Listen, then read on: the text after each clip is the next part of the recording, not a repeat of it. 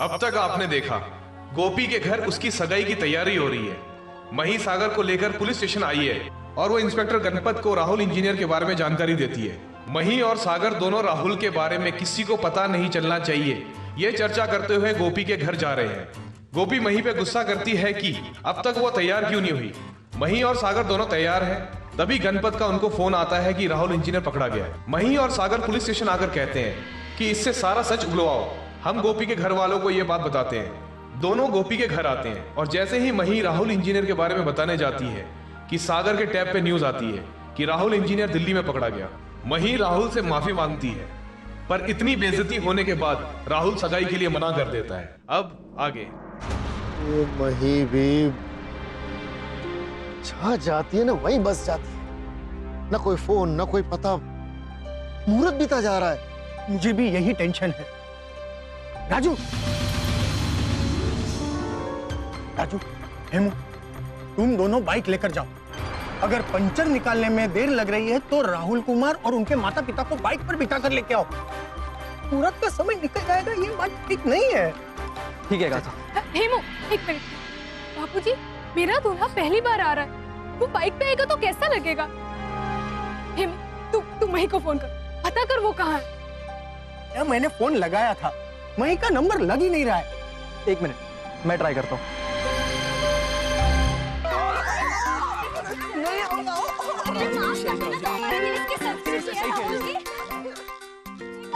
मैं नहीं आऊंगा। नहीं नहीं, आना ही पड़ेगा आपको। हम नहीं आ रहे हैं।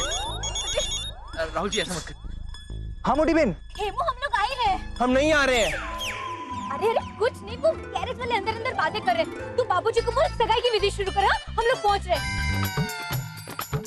आ रही है वो। गैरेज वाला?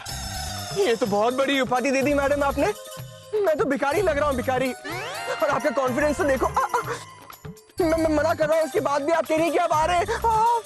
वाह! राहुल जी देखिए, मैं बहुत अफसोस है कि आपको इतनी तकलीफ हुई। प्लीज चलिए ना।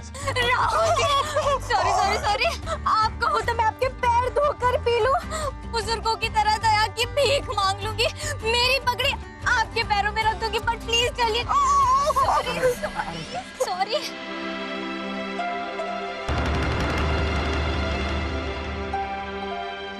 राहुल जी, आप जो कुछ भी कहोगे मैं वो करने के लिए तैयार हूँ। अब प्लीज चलिए ना। गांव में सब लोग आपका इंतजार कर रहे हैं। और गोपी तो बेचारी टेंशन में आ गई होगी। राहुल जी, ये सब हुआ, इसमें गोपी की क्या गलती है? आप उसे क्यों सजा दे? सॉरी।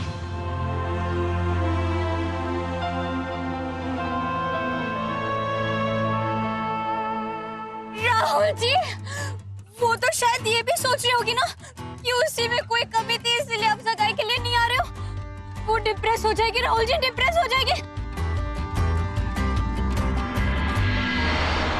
हाँ,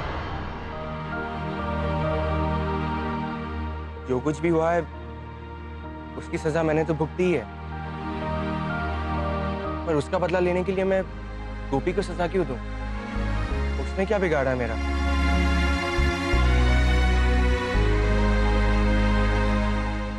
लेकिन मेरा ये हाल हवाल, मैं ऐसी कैसी सगाई करूं? अरे राहुल जी, आप उसका बिल्कुल टेंशन मत लो। मैं ना मेकअप वाले को फोन कर दूंगी। वो फिल्म में ना चोट के दाग बनाने के लिए मेकअप करता है, तो आज चोट छुपाने के लिए मेकअप कर देगा, हो जाएगा। वो ना आपको बस चकाचक तैयार कर देगा। हाँ, आप कुर्ता पहन लो, कुर्ता पहन लो। पर पुलिस वालों ने इतना मारा कि मेरा कुर्ता भी फाड़ दिया। अरे आप टेंशन क्यों ले रहे हो राहुल जी? वो मैं टाँके मरवा लूंगी ना। आप पहन लो ना, प्लीज पहन लो। आप लोग 2 मिनट रुको, मैं घनश्याम काका को लेकर आती हूँ। आप कुर्ता पहन। अभी आती हूँ। मुच्छड़ काका, मुच्छड़ काका, मुच्छड़ काका, मुच्छड़ काका सुनो। अरे मुच्छड़ काका, एक पॉइंट हम नजरअंदाज कर गए। क्या? यही कि अगर बड़े साहब आ गए और उन्होंने आपसे पूछ लिया कि राहुल इंजीनियर की आपको जानकारी मिली तो मिली, पर बिना इंक्वायरी किए आपने उनको गिरफ्तार क्यों किया? गिरफ्तार किया तो किया, पर इतना मारा क्यों? तो आप क्या कहोगे? मैं बड़े साहब को पता लगना ही नहीं दूंगा। हाँ,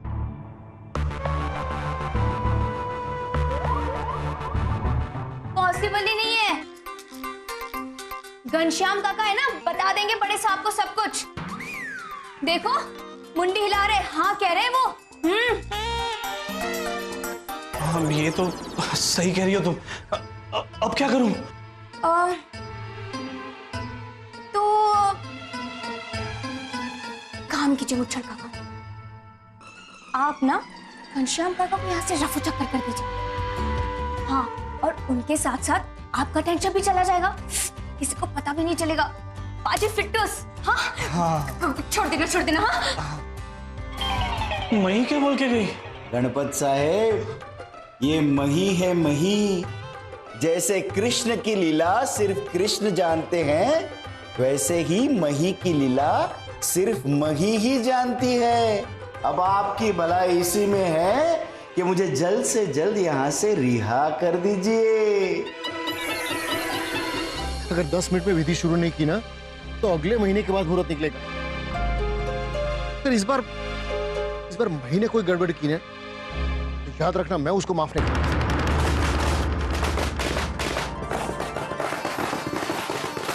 ए मही आ गई।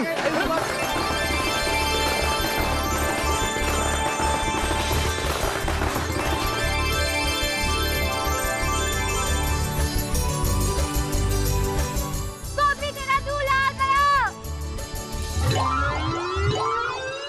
इसमें क्या है ना कि टायर के साथ साथ इंजन भी खराब हो गया था, इसलिए थोड़ी ज्यादा देर हो गई। बापूजी, आपने अभी तक मंत्रोच्चार शुरू नहीं किए। हेमू, मैंने तुझसे कहा था ना कि बापूजी को बता देना। पर आप सबके फोन। अरे मेरी फोन की बैटरी मर गई, सागर जी के तो फोन का नेटवर्क ही गुजर गया, और हमारी गोपी के होने वाले दूल्हे का तो फोन ही चोरी हो गया। बापूजी, ये सब मैं आपको बाद में बताऊंगी ना। मुहूर्त का समय निकला जा रहा है, शुरू कीजिए ना। ठीक है, चलो। आइए राहुल कुमार, आइए समधी जी, आइए जमाई राजा, मेरा खड़ी गांव में आपका स्वागत है। अरे राहुल कुमार, आप ऐसे क्यों चल रहे हो? अरे काका, हुआ यूं कि मैं जब काले पंचर वाले को लेकर पहुंची ना, तब तक हमारे इंजीनियर साहब ने तो बोट उतार के मैकेनिक का काम शुरू कर दिया। बताओ, तो उसी में उनको थोड़ी सी चोट लग गई पाँव में, ज्यादा नहीं है, बस थोड़ी सी, है ना? ठीक है, चलो आओ अंदर। हाँ, आइए, मुहूर्त निकला जा रहा है, आइए। मैं जानती हूँ आपको बहुत दर्द हो रहा है, पर मैं आपसे फिर से माफी मांगती हूँ, मेरी फ्रेंड गोपी के लिए, उसकी जिंदगी के लिए, प्लीज।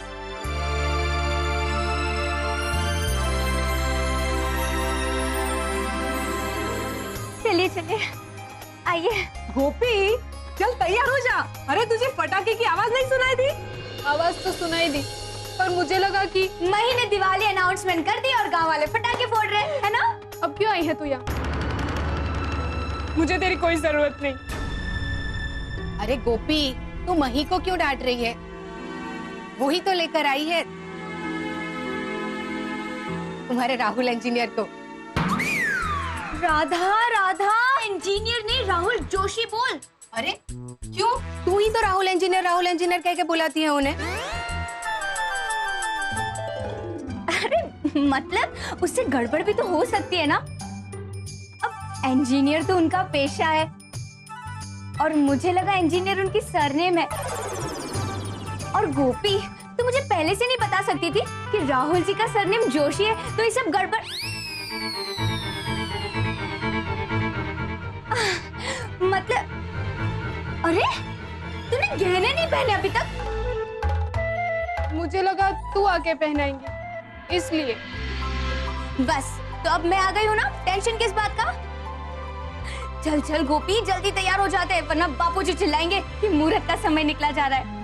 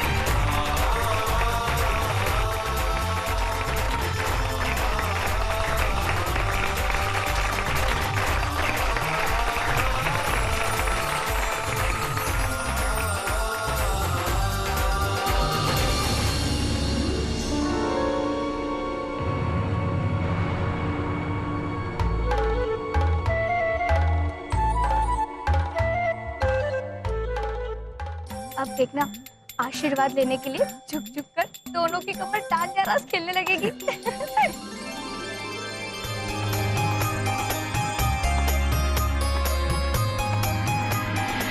ठाकुर जी, आपको भी थैंक यू। अगर उस दिन आप मेरी मदद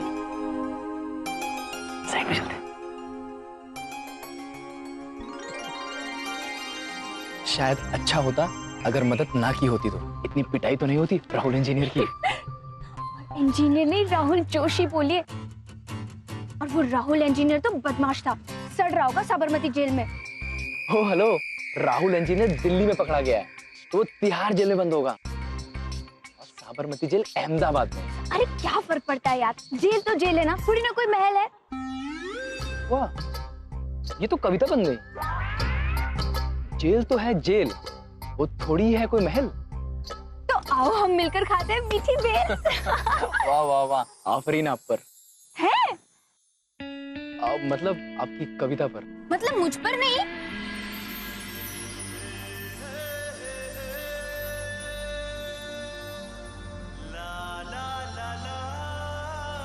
मतलब दोनों। हाँ।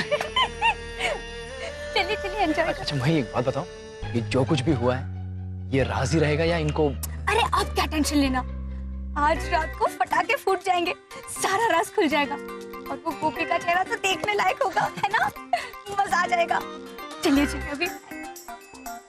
अरे गोपी, सगाई हो गई। बाप रे।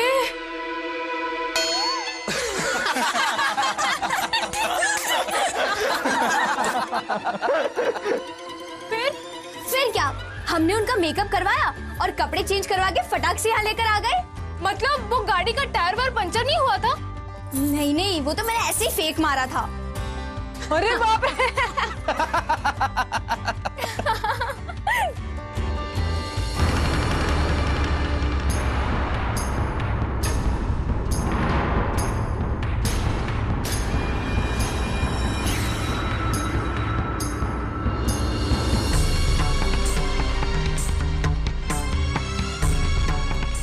देखा है मुंह, क्या कह रहा था मैं?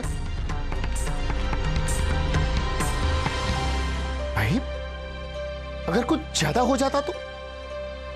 अरे गोपी की मंगनी टूट जाती और गांव की नाक कट जाती, वो अलग। पर बापूजी ऐसा कुछ हुआ तो नहीं ना? अगर हो जाता तो देख लेते। मतलब तू कभी नहीं सुधरेगी। बापूजी जब आपकी उम्र की हो जाऊंगी ना तब सुधर जाऊंगी।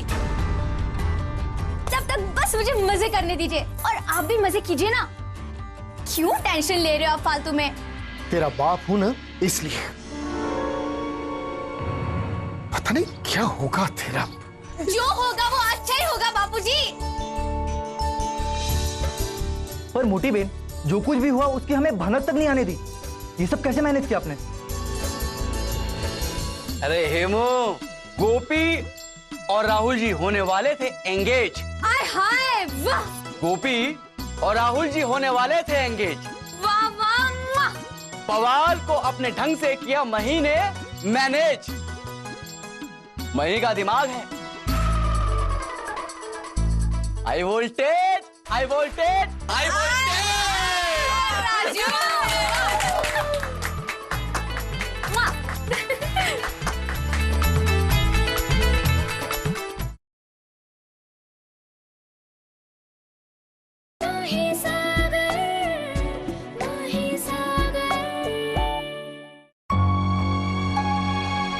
गोपी, सॉरी। हाँ गोपी, किसलिए सॉरी? अरे तूने थोड़ी ना कुछ गलत किया है, तूने तो हमेशा ही मेरा भला चाहा है। अगर वो राहुल सच में वो फ्रॉड राहुल इंजीनियर होता तो? नहीं तो गोपी, मुझे भी यही लगा। पता है, जैसे अर्जुन को वो सिर्फ मछली की आंखें दिखती थी, मुझे भी सिर्फ तेरा ही चेहरा दिखता था। इसलिए भी मैंने तो ठान लिया कि गोपी की लाइफ को बिल्कुल बर्बाद नहीं होने दूंगी। हाँ। पर मही, ये जो सब कुछ हुआ उससे हमें तो नुकसान ही हुआ ना। वो कैसे? वो ऐसे कि गोपी के साथ साथ हमने हमारी पसंद के भी तो ड्रेस मंगवाए थे। अरे हाँ, और वो राहुल जी गुस्से में ड्रेस देना ही भूल गए तो हुआ ना नुकसान। अरे हाँ राधा, लेकिन वो उस ड्रेस का करेंगे क्या? कुछ नहीं, खुद पहन के मॉडलिंग करेंगे और क्या।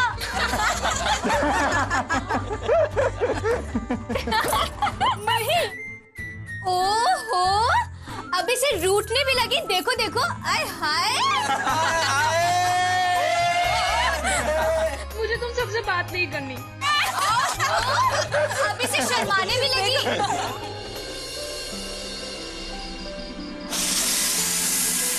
बापूजी जल्दी करो ना, बहुत भूख लगी यार, चने खा खा के थक गई मैं तो। देख रही है ना, बना रहा हूँ मैं। काका, हाँ मैं कुछ मदद करूं? हाँ हाँ प्लीज कर दो ना मदद, थोड़ा जल्दी खाना बनेगा, मुझे तो बहुत जोरों की भूख लगी है। क्या करो ना, मेहमान है हमारे। हाँ बापूजी, एक दो दिन जो रहते हैं उसे मेहमान कहते हैं। इन्होंने तो देश की धड़कन के नाम पे यही डेरा जमा दिया। चुप भी कर तू, क्या बोले जा रही सुबह से? अरे काका ठीक है, इसे बोलने दीजिए। अब तो मही की मुझे आदत पड़ गई है, मैं उसकी रग रग जान चुका हूँ। अच्छा, तो बताइए ना किस टाइप का खून बहता है मेरी रगों में? तुम्हारी रगों में खून नहीं, मस्ती मजाक दौड़ रहे हैं। दूसरों को अनजाने में हैरान करना और फिर तुरंत उनके लिए कुछ अच्छा कर गुजरने के जज्बात दौड़ रहे हैं। अरे वाह, तो जब खून निकालने की नौबत आएगी ना, तो डॉक्टर तो मेरी रगों में से मजाक, मस्ती और जज्बात निकालेंगे, है ना हेमू?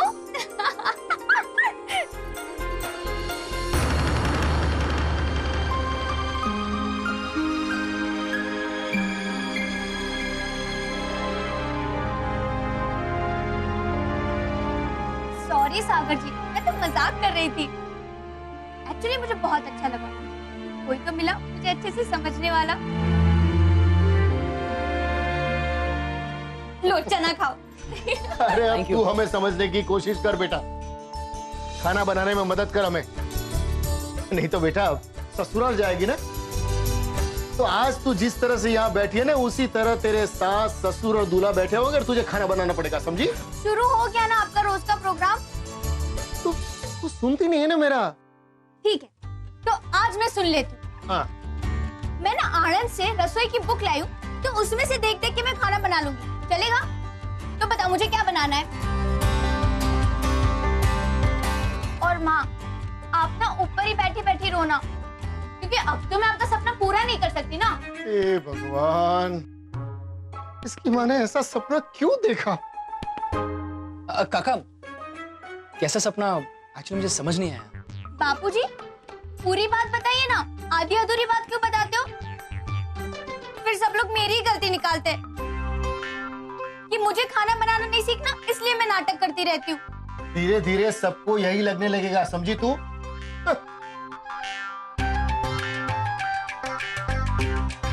सागर जी, आप बैठिए, मैं बताती हूँ आपको।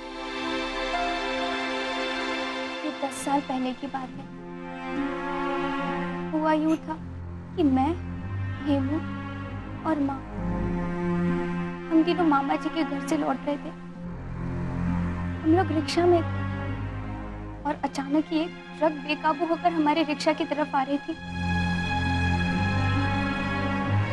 माँ ने मुझे और हेमू को धक्का दे दिया और खुद रिक्शा में ही रह गई। और अचानक ही ट्रक और रिक्शा का खतरनाक एक्सीडेंट हो गया।